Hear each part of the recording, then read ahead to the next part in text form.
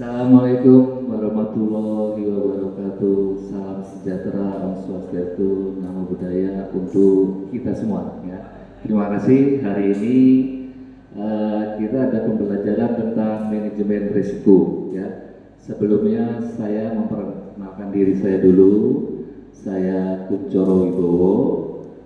Prodi spesialisasi saya adalah manajemen risiko. Ya, saya graduate dari S1 di Jawa Barat, S2-nya di Jakarta, dan home base saya di Sekolah Tinggi Ilmu Ekonomi Jayakarta, Jakarta. Ya. Dan saya sudah mengajar sejak tahun 2018. Spesialisasi tadi saya jelaskan adalah manajemen risiko. Nah, teman-teman semua, mahasiswa semua, hari ini kita jangan lupa semua materi sudah saya siapkan di Google Classroom. Ya, silakan dibuka dan ada di WA Group. Juga saya sudah siapkan dengan menggunakan buku ajar. Teman-teman bisa download semua, ada di Google Classroom. Semuanya ada di situ, ada tugas, ada kuis, ya, ada materi. Jadi dalam hal ini jangan lupa kita harus teman-teman harus proaktif membuka. Baik, sebelum saya lanjutkan, saya ingin memperkenalkan bahwa tadi saya sudah S1, saya S2, dan saya punya sertifikasi manajemen risiko, ya, bahasa Inggris CRMP, Certified Risk Management Professional, gitu ya. Lalu untuk menyelesaikan studi ini ada beberapa tahapan.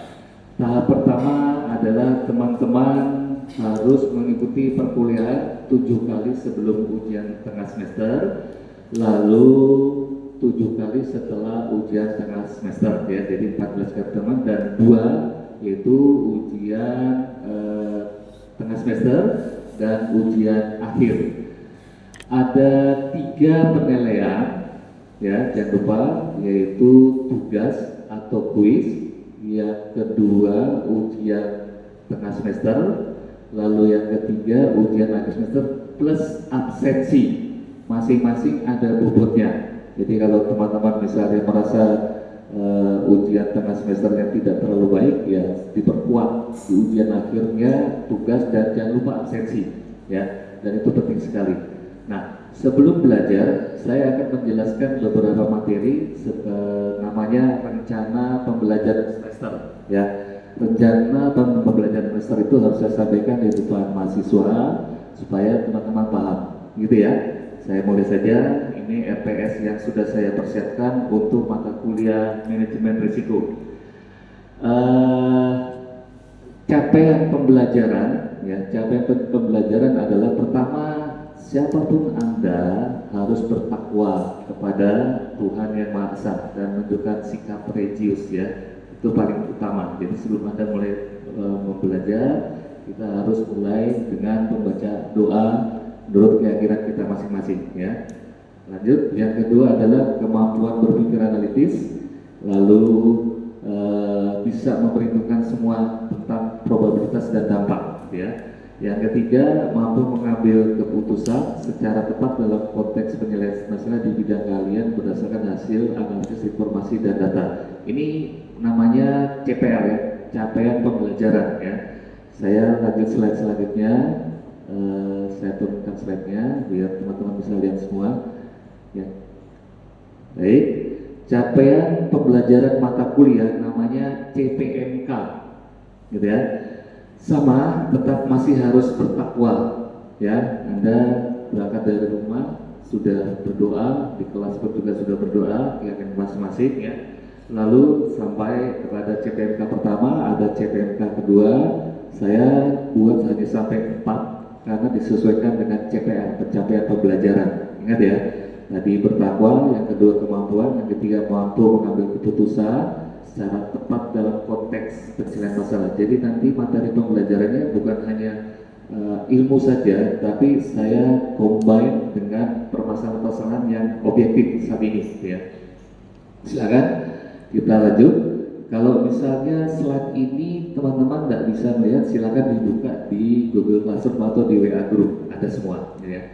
Yang ke CPMK yang keempat, mengaplikasi. Nah, ini manajemen risiko bisa diaplikasikan di mana saja, bisa mengkaji dan memanfaatkan ilmu pengetahuan dan teknologi untuk menyelesaikan banyak pasal di antara prosedural.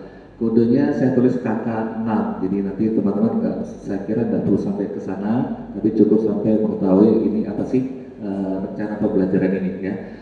Lalu di akhir tahapan belajar ada sub CPMK, ini agak banyak. Nah, ini dia. Saya menginginkan ya dengan RPS ini mahasiswa tetap masih di poin utamanya adalah bertakwa, lalu yang kedua bisa membuat metrik resiko ya. Lalu bagaimana membuat metode penanganan untuk manajemen risiko, lalu membuat dan menyusun daftar risiko, lalu merancang proposal penelitian manajemen risiko, mendesain lagi, lalu mengkonstruksi berbagai ragam penanganan risiko, ya. Lalu bagaimana proses manajemen risiko bisa berjalan dengan produktif. Nah, yang ke-9 sub CTK-nya adalah menilai kinerja organisasi dalam penerapan manajemen risiko, lalu bisa menilai kinerja organisasi berbasis risiko. Ya, ini tanda-tanda saya cetrakan subjek 1, 2, 3, 4, saya kira nggak usah terlalu detail gitu ya. Teman-teman bisa saya turunkan slide selanjutnya. Yang ketiga adalah ini apa deskripsi tentang mata kuliah ini ya. Mata kuliah ini ya memberikan manfaat kepada mahasiswa tentang manajemen risiko korporat terintegrasi MRKT gitu ya, untuk organisasi atau pihak yang berkepentingan. Mahasiswa bisa paham risiko dan mengenali karakteristik utama soal risiko, mengetahui hubungan antara manajemen risiko dengan tujuan utama organisasi. Biasanya kita bisa lihat dari visi dan misi organisasi ya.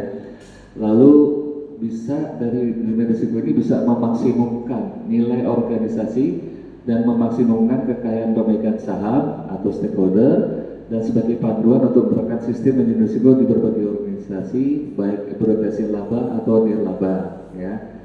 Nah, kita lanjut lagi yang selanjutnya, materinya yang akan saya ajarkan diantaranya adalah ini sampai 14. Nah, karena kita ada 14 kali pertemuan. Pertama adalah tentang definisi risiko, tata kelola risiko, ya, lalu tata kelola operasi, lalu ada kerangka umum manajemen risiko, lalu konteks proses risiko, kerangka, konteks strategi, dan selanjutnya sampai terakhir adalah bagaimana memonitoring penyempurnaan risiko dan komunikasi risiko. Jangan lupa kalau teman-teman mau membeli buku, silakan. Referensi utama saya adalah bukunya Bapak Profesor, ini Profesor, namanya Pak Bramanto Johan Putro, bukunya Manajemen Risiko Korporat Integrasi, ya, penerbitnya dari PPN Jakarta. Buku selanjutnya, ada sedikit, ya, bukunya Pak Mamdu M. Hanafi, ya, bukunya Roni Kontur, dan salah satu Pak Heri. Jadi buku utamanya saya sebutkan ada 1, 2, 3, 4. Buku pendukung yang lainnya ada dari Bapak Muhammad Ali Ramdhani, Manajemen Risiko, penerbitnya Pustaka Setia. Dan kalau Anda berminat untuk perbankan, bukunya tentang Ikatan Bankir Indonesia, ya, jilid 1, jilid 2, jilid 3. Penerbitnya Gramedia. Silahkan kalau teman-teman mau beli di toko-toko buku yang tadi sudah familiar yang Anda biasa datangi gitu ya. Nah, dosen pengampunya adalah saya sendiri, Kuncoro Wibowo, SE, NM, CRMB ya. Mata kuliah syarat untuk bisa mengikuti ini Anda harus sudah lulus dulu di mata kuliah manajemen umum ya. Lalu ada manajemen keuangan, manajemen strategi, manajemen sumber daya manusia, manajemen manusia. Pak, pertanyaannya kalau misalnya belum lulus gimana? Nggak apa-apa, bersamaan diambilnya gitu ya, bisa. Anda masih bisa mengambil mata kuliah risiko ya. Saya lanjutkan. Pembelajaran ini dimulai dengan tadi mahasiswa bertawa kepada Tuhan Yang Maha Esa dan mampu dengan sinergius ya. Ketepatan indikatornya bisa menjelaskan pengertian etika dalam pemanfaatan manajemen risiko, ketepatan menjelaskan menjelaskan pengertian kualifikasi dan regulasi ya. Bentuknya adalah tatap muka. Saat ini kita menggunakan pertemuan dengan offline tatap muka. Waktunya adalah 3 kali 50 menit, 150 menit ya total. Tapi itu terdiri dari ada diskusi, ada pembuatan tugas ya. Tugasnya diantaranya menyusun ringkasan dalam bentuk makalah tentang MRKT dan contoh-contohnya. Nah, pembelajarannya penilaiannya ada dua, yaitu satu meringkas materi kuliah, diskusi, dan ada tugas ya. Jadi pertemuan pertama kita seperti yang saya lakukan di dalam ini, lalu selanjutnya ada yang CPMK kedua, ketiga, keempat, dan selanjutnya. Jadi saat ini saya hanya memberitahukan beberapa saja, nanti teman-teman bisa dilihat di beberapa sub CPMK ya. Saya baru sub CPMK pertama, nanti ada sub CPMK yang kedua, ketiga, keempat, sampai saya kalau nggak salah ini sampai ke 7 ya. Ada mampu konstruksi iya. Selesai, oke, 8, mampu mengarahkan bagaimana proses manajemen risiko. Sub CPMK 9 mampu menilai kinerja organisasi secara profesional dalam penanganan manajemen risiko. Lalu CPMK 10 menilai kinerja sama ya. Kuliahnya tetap 3 kali 50 menit, 150 menit, berarti 2 jam setengah ya kita pembelajaran, dan di situ ada tugas dan ada kuis yang akan disampaikan. Baik. Nah, terakhir nanti ujian akhir semester saya melakukan validasi penilaian akhir untuk menentukan kelulusan mahasiswa. Siap ya? Jadi pencapaiannya adalah pembelajaran ini setiap mahasiswa bisa memahami tentang manajemen risiko. Ada yang mau ditanyakan sampai sini? Tidak, Pak. Oke, saya kira kita bisa lanjut dengan PowerPoint tentang materi pembelajaran yang kita sudah siapkan. Baik. Silakan teman-teman dibuka buku ajarnya. Saya akan menjelaskan tentang manajemen risiko. Siap ya? Siap. Oke, terima kasih. Selamat pagi semuanya. Pagi. Sebelum saya keluar, mari kita bersama-sama berdoa menurut keyakinan kita masing-masing. Berdoa dimulai.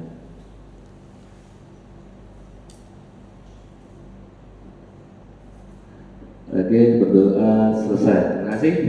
Nah, ini mata kuliah manajemen risiko korporat ya. Saya ambil dari beberapa buku ya. Kalau Anda lihat 1, 2, 3, 4, 5, 6, 7, 8, 9 ini mandatori. Yang mana yang Anda mau ambil, yang mana yang Anda beli, silahkan. Minimal Anda punya 1 buku ya. Kalau misalnya 1 buku pun nggak bisa, Anda bisa ambil dari buku ajar yang sudah saya buat dan saya sudah upload di Google Classroom atau di di Liadroom. Silakan teman-teman lihat di slide ini ya. Saya lanjutkan sedikit tentang apa sih yang dimaksud dengan manajemen risiko corporate integrasi ya. Dalam bahasa Inggris disebut Enterprise Risk Management atau Integrated Enterprise Risk Management atau manajemen risiko corporate integrasi. Sama, ketiga-tiganya membahas tentang manajemen risiko ya. Peta risiko berbeda-beda untuk perusahaan yang berada di industri yang berbeda. Jadi walaupun dia perusahaan yang misalnya ya identik, tapi belum tentu risikonya sama ya. Jenis risiko bisa unik dan spesifik, terkadang tidak muncul atau tidak menonjol di perusahaan lain yang sejenis ya.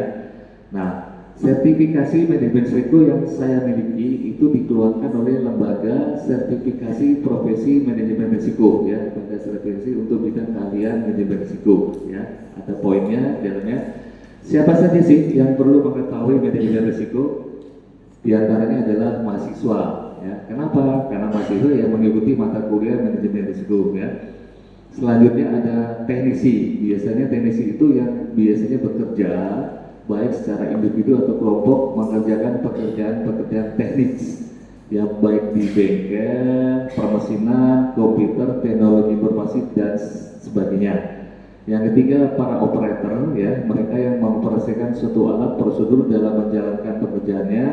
Jadi seperti teller di perbankan, tenaga keamanan di perusahaan, atau sales di perusahaan-perusahaan industri, ya, sama penjual dan lain-lain.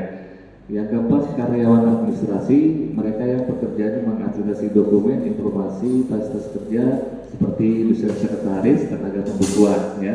Yang kelima, kepala regu dan supervisor. Mereka memastikan setiap langkah yang dilakukan unit kerjanya selalu memasukkan pertimbangan risiko, ya. Yang keenam, para fasilitator risiko, mereka yang berada di unit-unit kerja dan bertugas menjadi representatif satuan kerja manajemen risiko, atau SKMR.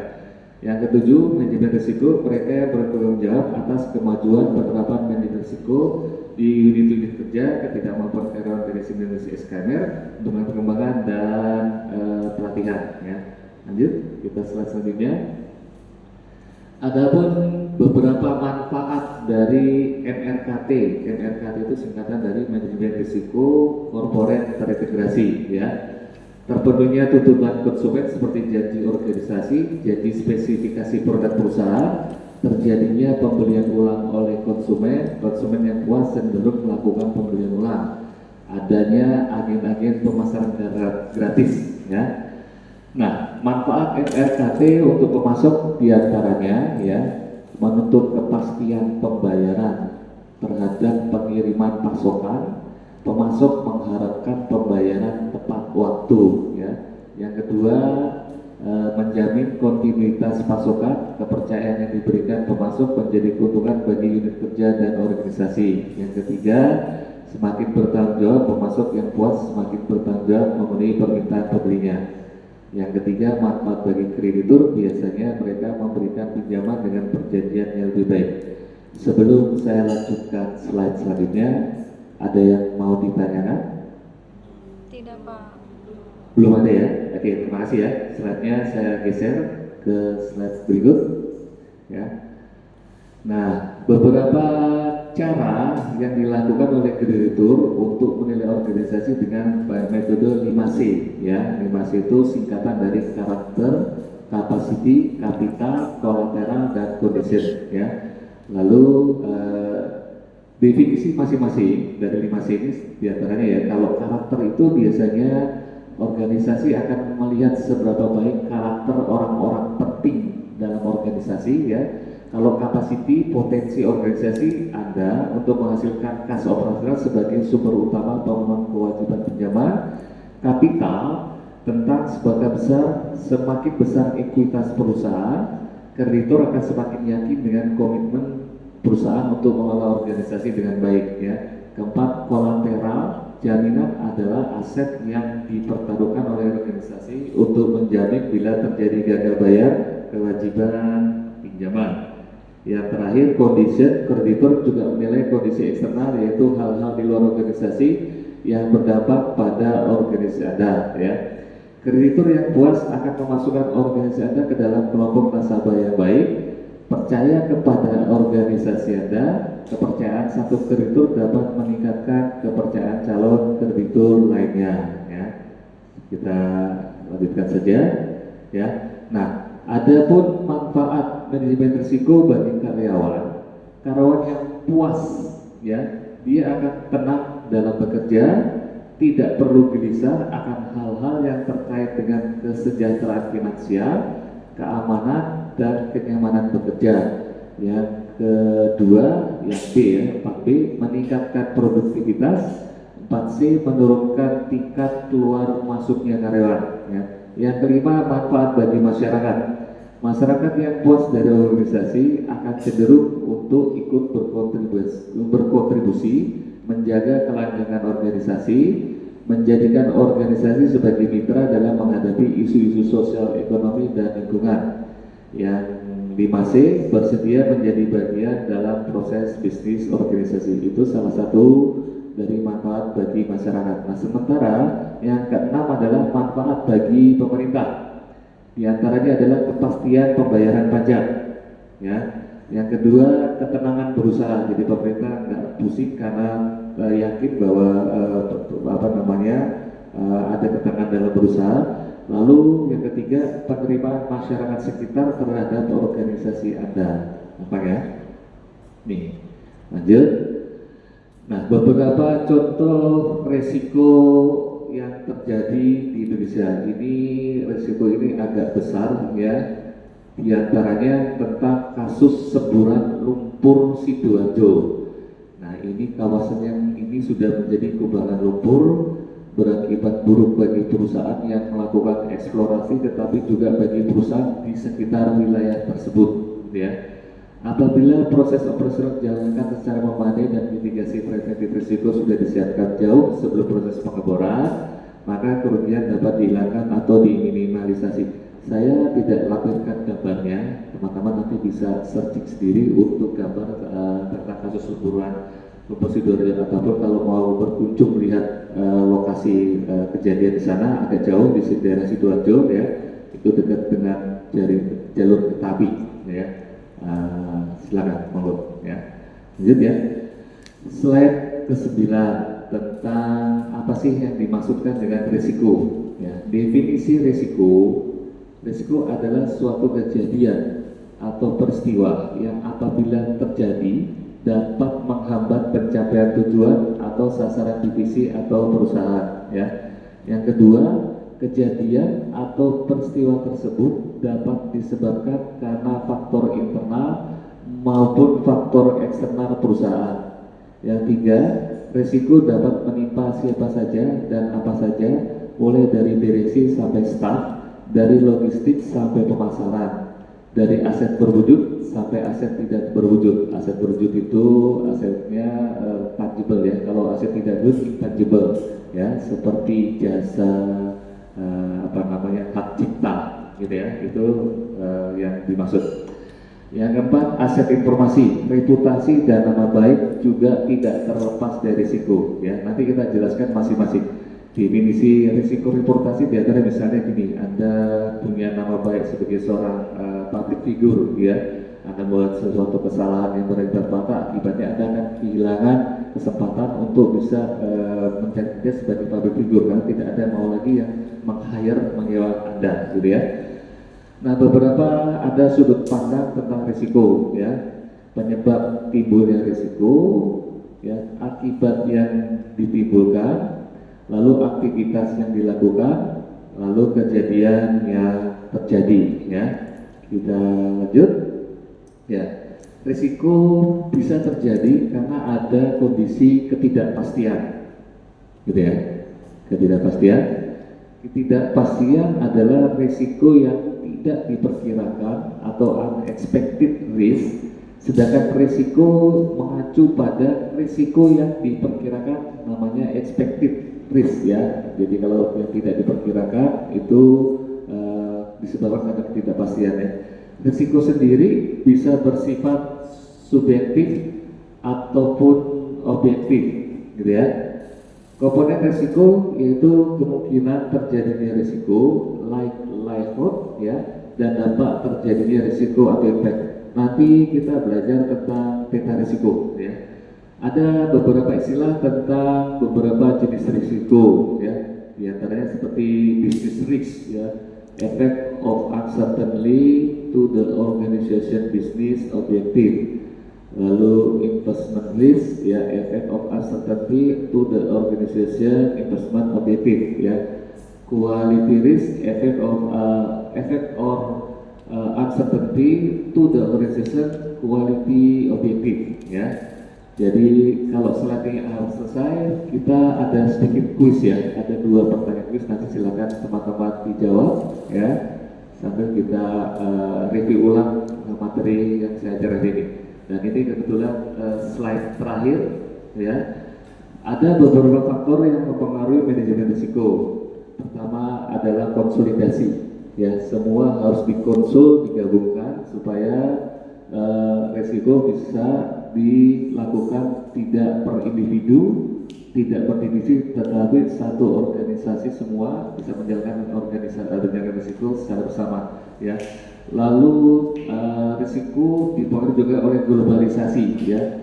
Artinya apa yang terjadi di dunia ini bisa mempengaruhi risiko dari setiap organisasi, gitu ya. Baik di belahan manapun yang berkaitan dengan ekspor, impor, ekonomi, politik, ya, bisa mempengaruhi keberlangsungan perusahaan. Lalu yang lanjut dengan kompleksitas pasar dan instrumen. Pasar itu kompleks, ya, ada demand, ada supply. Oke, lanjut langkah personal berkualitas. Lanjut evaluasi teknologi, diferensiasi produk, margin semakin tipis, peraturan semakin ketat. Jadi saya kira slide hari ini kita sudah selesai.